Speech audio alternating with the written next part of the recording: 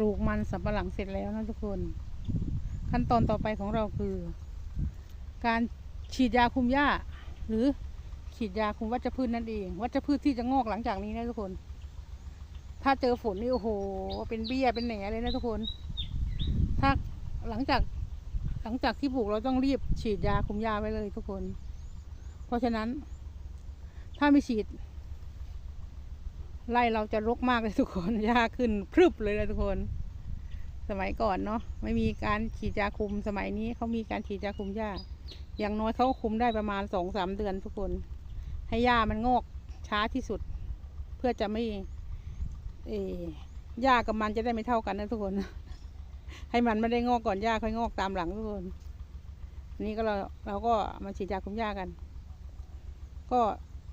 ถังหนึ่งก็ได้เยอะอยู่นะทุกคนถัง200 ลิตรก็ได้หลายไร่อยู่ทุกคน